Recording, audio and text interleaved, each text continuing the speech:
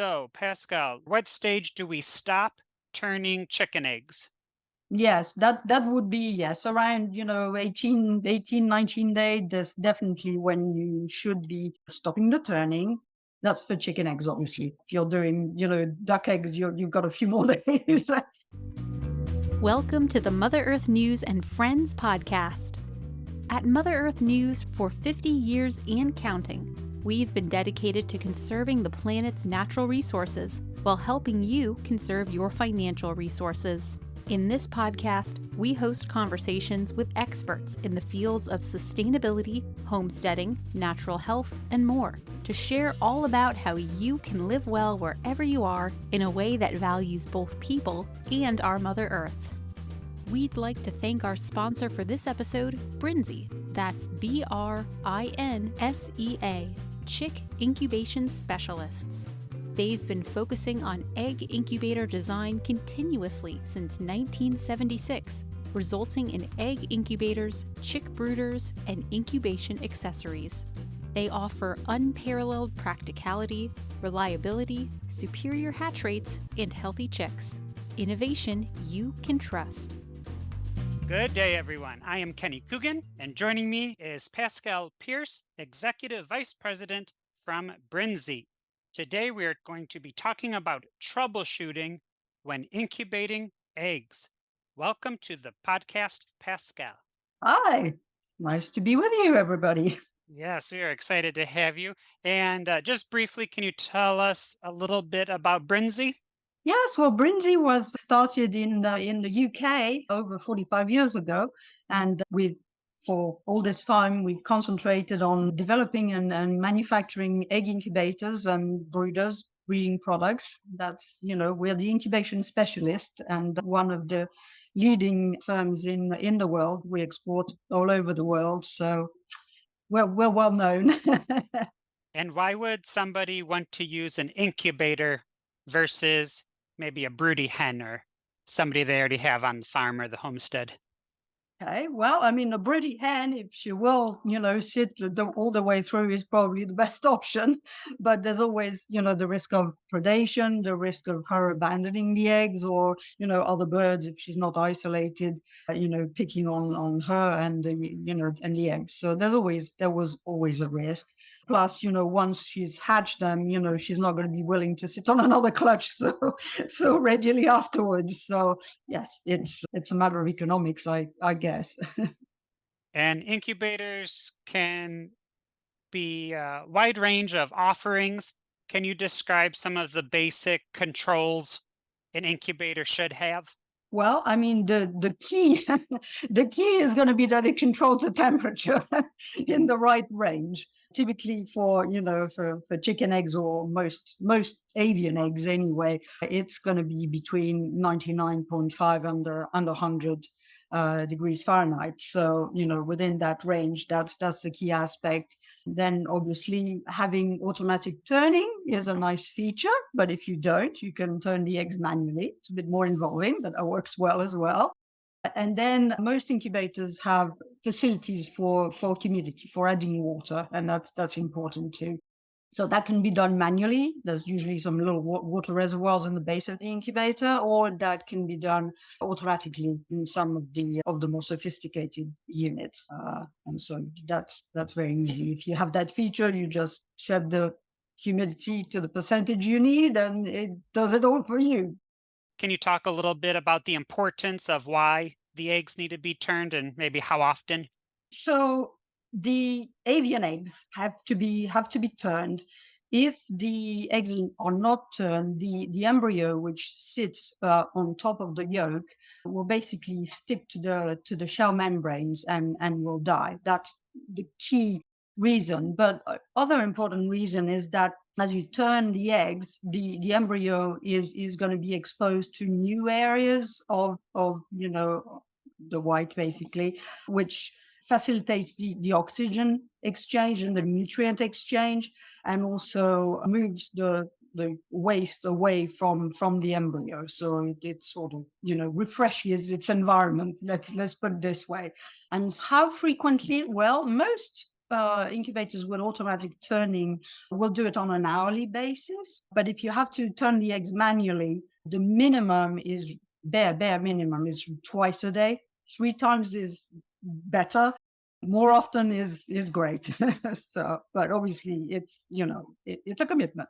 Maybe when I was in late elementary school or middle school, when I had my ducks and my chickens at my house, we would draw an X and an O on each side of the egg because there's just a grid. And then we would make sure that everybody's facing one way for the first 12 hours, and then you would know which way to go. Exactly. Yeah. And that's still a method that works very well. Now, growing up, I mostly had ducks. So when you're talking about incubating, how does the species go into play? Can you mix and match ducks and chickens and quail and emu? Or do you need to have separate Well, incubators? right. You're pushing your luck a little bit. But yes, that's going to be tricky because of the length of the incubation. But yes, you can certainly mix and match to a certain extent. Obviously, typically the larger the egg, the longer the incubation period. So, I mean, typically chicken eggs are 21 days. For your ducks, you're looking at 28 days. Typically, if you're going to do, goose, you're looking at 30, 32 days. Other end of the spectrum, quail eggs can be between 16 or 18 days. So if you want to mix and match, the trick is to, store the eggs and set them at different times so they all hatch at the same time. Otherwise, you would have issues because you need to stop the turning 2 days prior to the eggs hatching. And so if you still had some eggs that needed turning while the others are hatching, then you would compromise the ones that still need to be turned. Plus, there's also, humidity needs to be much higher for the last 2 days of incubation so that those membranes, once the, chick pips don't get exposed and dry out and trap the chick inside the egg. So these are the considerations. But yes, you can certainly, mix and match species so long as they're all going to hatch at the same time. What I found a little confusing many years ago when I got into this, let's say the animals are laying one egg every day. Mm-hmm. How can you store them, or where do you store them before you put them all in the incubator to begin the process? Because in my mind, I was like, okay, here's one egg. And then a day later, okay, here's another egg. And then the first one's hatching and you're still putting a new egg in. So how do you do that? How do you time them? Well, the hens do time them. Actually, they'll lay their eggs and they'll squirrel them on the side of the nest. And then once they're ready and they think they have enough of a clutch, then they'll bring them back and then they'll start sitting on them. So basically, they're storing them somewhere. And so the key to storage is it needs to be a cool environment, not obviously freezing cold, but cool. In 50s is a good temperature range, and it needs to be humid so that the egg doesn't dry out in storage. In Florida, we don't have cool cellars, but many other parts of the country do. So that's a good place. If not, then the door of the fridge is a good spot as well. It's not too cold, provided it's in that 50s temperature range, then you're good. And the other thing to do is to make sure that you turn them once a day.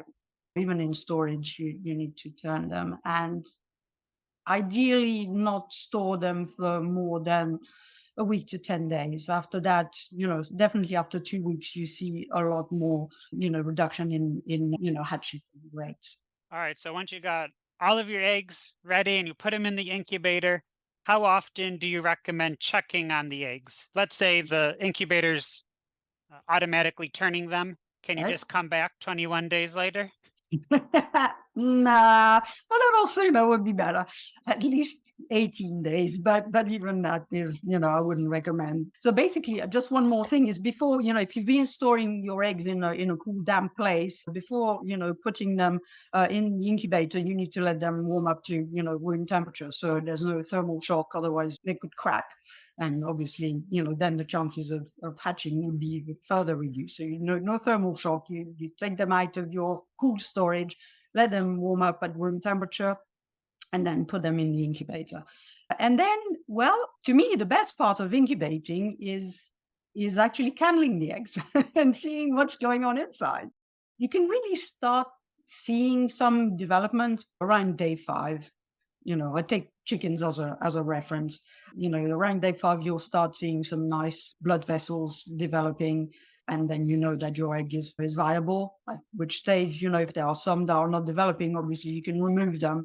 If they're not developing, there's no point leaving them in the incubator. You're going to smell it if you don't remove Well, them. if the egg has been fertilized and is dying, yes, you would. If the egg is not fertile, like it's not really gonna do anything too nasty. But yes, if you have an embryo that's dead, then yes, that's when you start noticing it if you don't remove it, and run the risk of contaminating the others, obviously.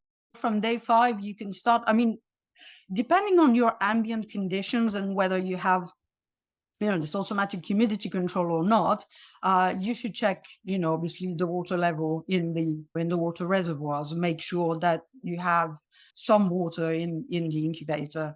Otherwise, the eggs are gonna dry out, and the chicks are not likely to hatch, or if they do, they'll be pretty weak and won't survive so well. So yeah, I typically checking on your eggs every 2 to 3 days, making sure there's water, candling them, removing the ones that are not looking so promising.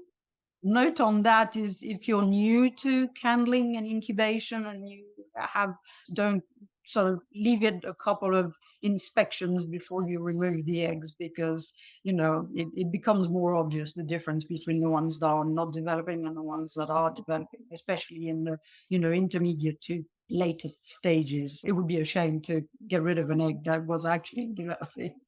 So we mentioned temperature and humidity, and we're candling the Eventually. eggs. What Mhm. about ventilation? How important is Yes. that? Well, humidity and ventilation are sort of, two. Sisters. Yes, absolutely. You can't have one or the other. So, I mean, all, incubators have ventilation holes, even if they don't have, and most incubators these days have a fan that circulates the air inside of them. But even if they don't, and you're still exposed to an old still air incubator without a fan, there will be some air inlet to get some fresh air inside. I mean, the eggs need to breathe. They're alive.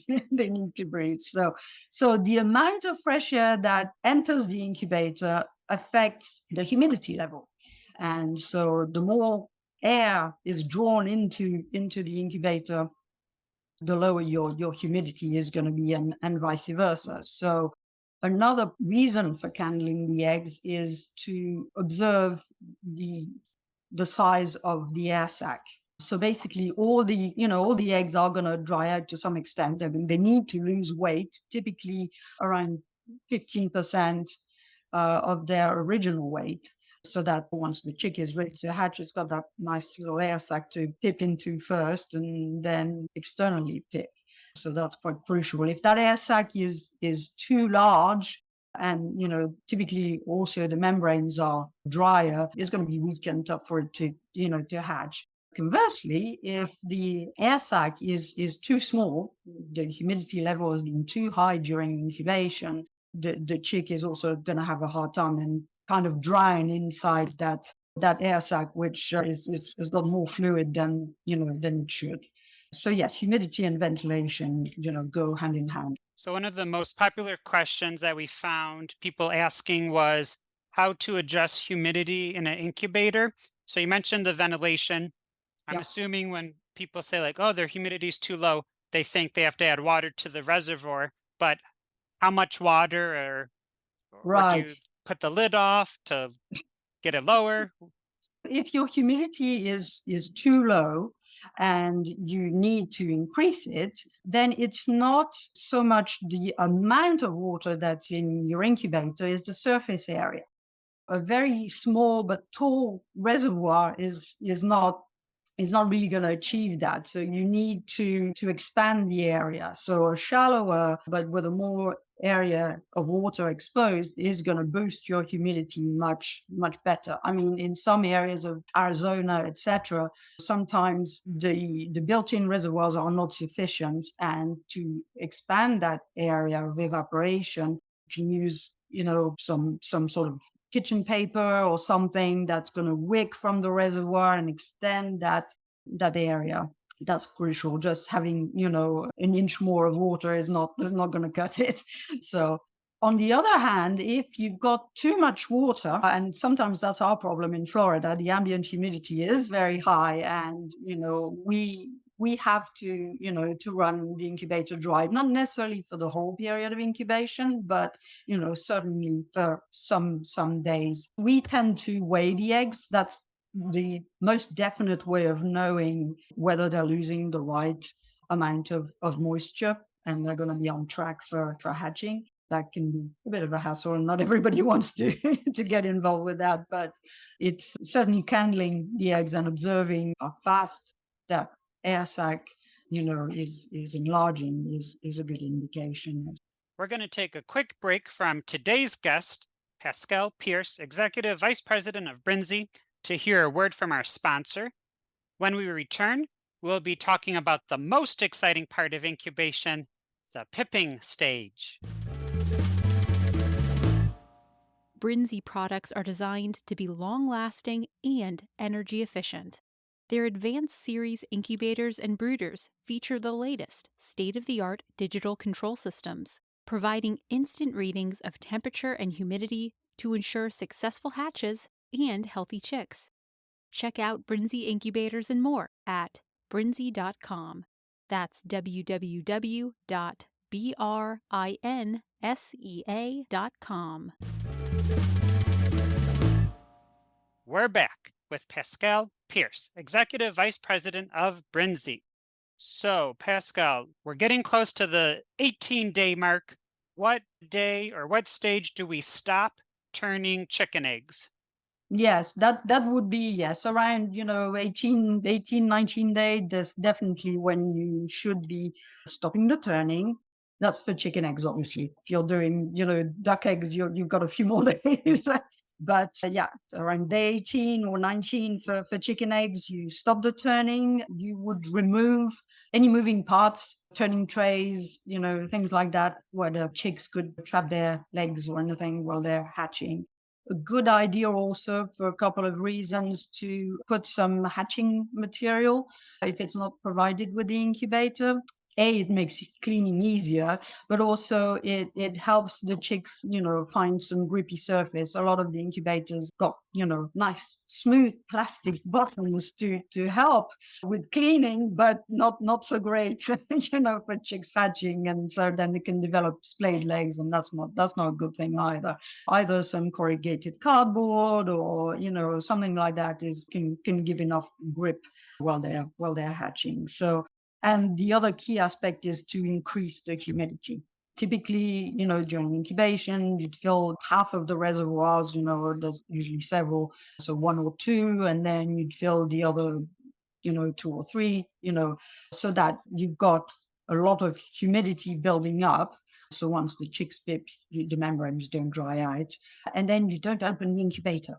That's the key. Because all that nice humidity that's built up and will build even more once they start hatching, because the chicks are wet. So once some start hatching, that humidity will explode pretty much.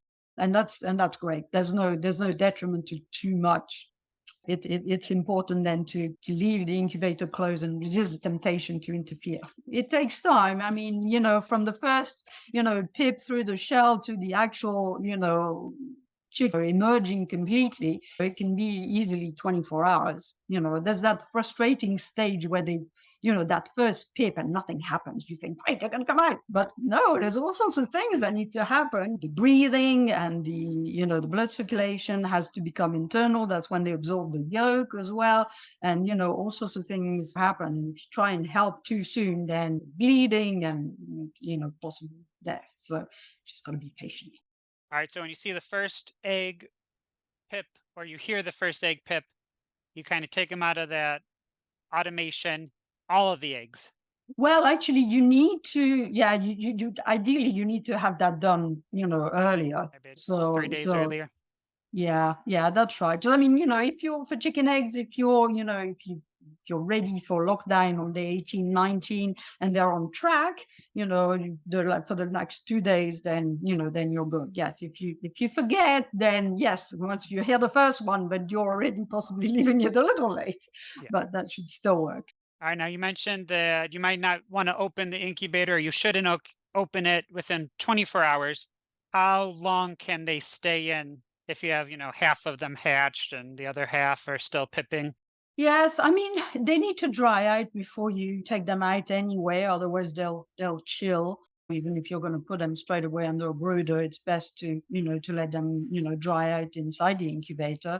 It can be a little cramped depending on how many eggs you you have in your incubator, and they can sort of trample on the ones trying to hatch if they got too far ahead of some of the others. But if you really must, if you have some that are fully dried out and being trouble, it's best not to lift the lid completely. Just try and squeeze your hand in there and grab the one so you don't lose that humidity for the other ones that are still trying to hatch.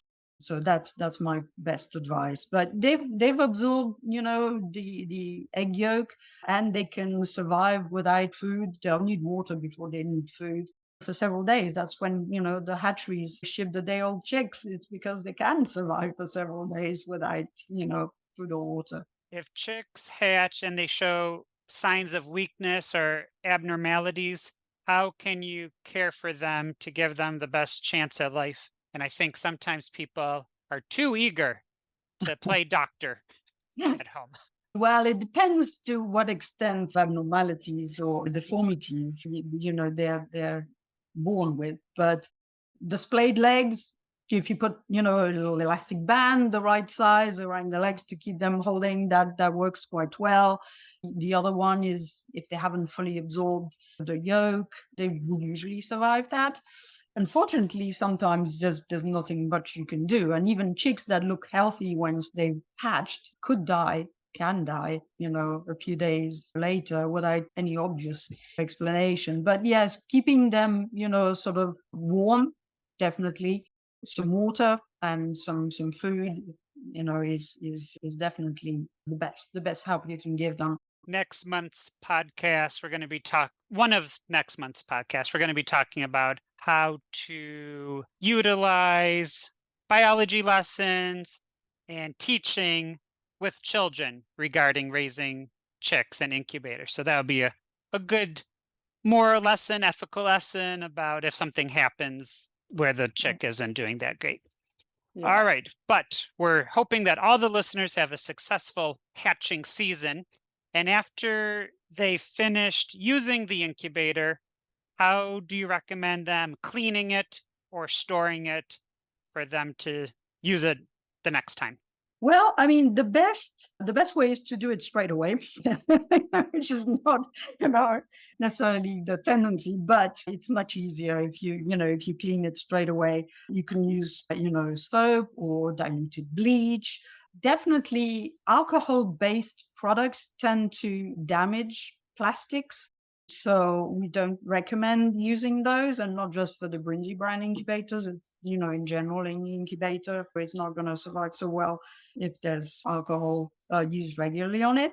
But whatever it is that you use, it's just important to rinse off any residue that may have of the cleaning product that may still linger, and to run the incubator until it's very dry. So you don't want to store an incubator with some residual moisture in it. You could have some mold growing, which is not what you want, and you could also do some damage to the electronics. So you don't want to do that. So, I mean, it's obviously you need to be careful with, all the mechanical or, electrical parts, not to obviously use water in those parts, or dry brush, or, even, the vacuum to get the fluff off the fan. That sort of thing is fine. I mean, anything, if the base can be submerged in water, that's fine. Don't put it in the dishwasher.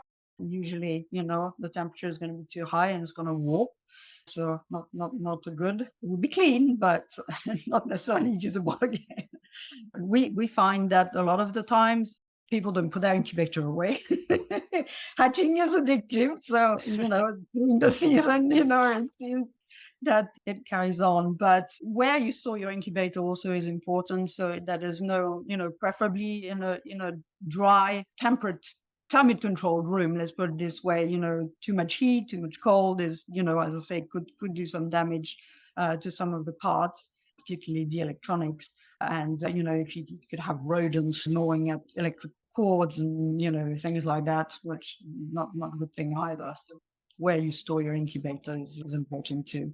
Last question, because you just mentioned rodents gnawing on the cords. Where is a good place to put the incubator when you have eggs in it? Ah, right. In the house, preferably, or at least a climate controlled, environment. Because if the temperature drops too low or rises too high, the incubator is not going to control the temperature, and so then your hatch is going to be ruined. And so you can have control over that. I mean, the inevitable power outages and things like that in the summer or even winter are not so easy to control, but certainly, on a regular basis, if you have your incubator in the house or yes, if your garage is, at a steady temperature, then that's fine. All right. Well, thank you so much, Pascal, for all the information about troubleshooting incubators. We really appreciate it, and we hope everyone has a good hatching season. And thank you so much, Pascal. My pleasure. Happy hatching, everybody. Thanks for joining us for this episode of Mother Earth News and Friends. To listen to more podcasts and get connected on our social media, visit motherearthnews.com/podcast. You can also email us at podcast@ogdenpubs.com with any questions or suggestions. Our podcast production team includes Jessica Anderson, Kenny Coogan, John Moore, Carla Tillman, and Alyssa Warner. Music for this episode is Hustle by Kevin MacLeod. The Mother Earth News and Friends podcast is a production of Ogden Publications. Thanks again to Brinsea, our sponsor for this Mother Earth News and Friends podcast episode. You too can experience the Brinsea difference and maximize your hatch rates with Brinsea incubators that monitor temperature and humidity and are made of antimicrobial materials. Brinsea ships worldwide and provides stellar customer support to answer all your questions. Hatch your chicks with Brinsea, the leader in innovative incubation research. Learn more at brinsea.com. Again, that's www.brinsea.com. Until next time, don't forget to love your mother.